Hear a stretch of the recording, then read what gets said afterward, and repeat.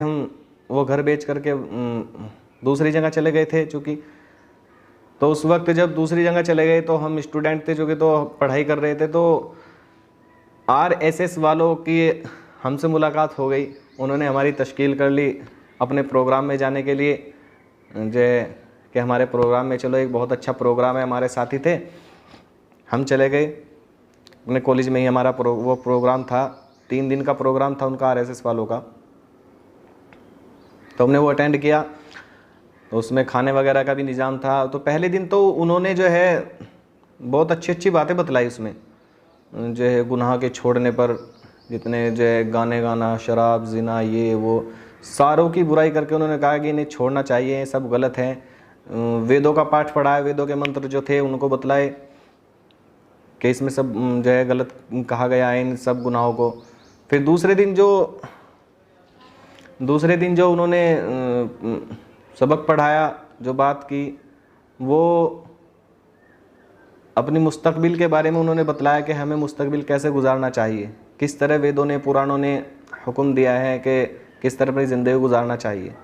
और तीसरे दिन जो उनका जो प्रोग्राम था वो, उसमें उन्होंने ऐसा भड़का दिया था हमें, इतिहास, जो गलत इतिहास लिख रखा है उसको पढ़ा करके, औरंगजेब रहमतुल्लाह अलैह और दीगर औलिया अल्लाह के बारे में उन्होंने बतलाया कि ऐसे ऐसे इन्होंने हिंदुओं पर जुल्म किया, मंदिरों पर जुल्म किया। इससे हमारे अंदर भी इतना जोश पैदा हो गया कि हम भी इस्लाम के ख़िलाफ़ और मुसलमानों के ख़िलाफ़ भड़क गए। क्या तो हमें मुनासबत थी, और लेकिन उनके भड़काने से जाहिर है कि जब वे ऐसी बात बतलाएंगे तो अब उस वक्त हिंदू मज़हब में थे तो भड़क गए।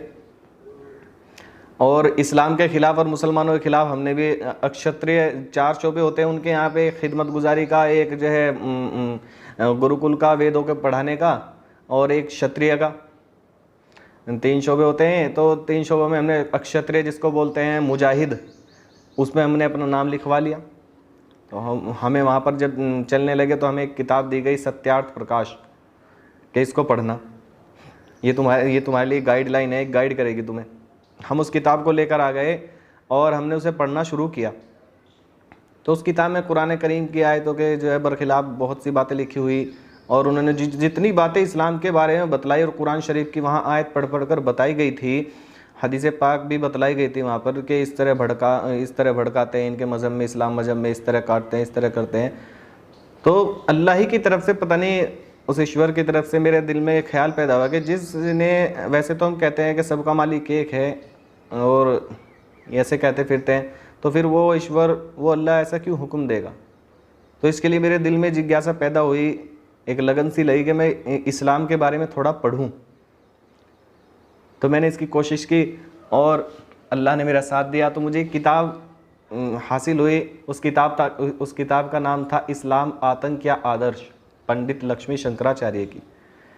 उस किताब को मैंने पढ़ा तो वो जो 26 आयतें जो जिहाद के बारे में, किताल के बारे में जो है आई हैं, और हदीस मुबारक भी, उसके बारे में पंडित लक्ष्मी शंकराचार्य जी ने उसमें वजाहत के साथ सारी बातें बतलाई। जब उस किताब को मैंने पढ़ा तो मेरा दिमाग खुल गया, मेरा दिल खुल गया कि वाकई ये तो एक बहुत बड़े धोखे में जाने वाले थे हम।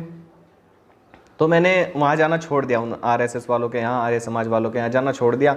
हालांकि उन्होंने बहुत कोशिश की, मुझे बुलाया करते थे कि भाई आओ चलो ये, उन्होंने, लेकिन मैंने छोड़ दिया था। मैं बहाना करता था कि मेरे माँ बाप ने मुझे मना किया इस काम करने से। अब ऐसा हुआ कि हम अपने मुसलमान भाइयों के यहीं काम किया करता था मैं।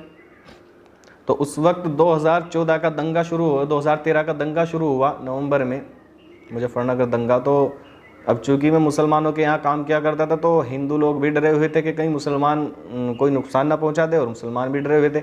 और मैं काम करने जाया करता था मुसलमानों के यहाँ। मेरे मम्मी पापा कहा करते थे भाई चौकस जाना, लेकिन मैं वहाँ जाकर देखा करता था कि वे मुसलमान भाई हमारे मुझे खुद ये कहा करते थे कि भाई हम तुझे तुम्हारे घर तक महफूज छोड़ कर आएंगे, हिफाजत करेंगे तुम्हारी, तुम घबराना मत, हमारा इस्लाम इस चीज़ की इजाज़त नहीं देता। तो उससे बहुत ज़्यादा इबरत मुझे हासिल हुई। और ये हुआ कि मुझे चूँकि नाते पाक का और नजम का शौक़, जो मैंने पिछली वीडियो में बतलाया, उसका बहुत शौक़ था। हमारे मोहल्ले में पढ़ी जाया करती थी मस्जिदों में, तो मैं उन्हें मल्टीमीडिया जो मोबाइल शुरू हुए थे तो मैंने उनमें डलवानी शुरू कर दी, और उन्हें बहुत सुनता था। मैं काम क्या करता था, उन्हें सुनता रहता था। एक मरतबा क्या हुआ मेरे साथ कि मैं नाते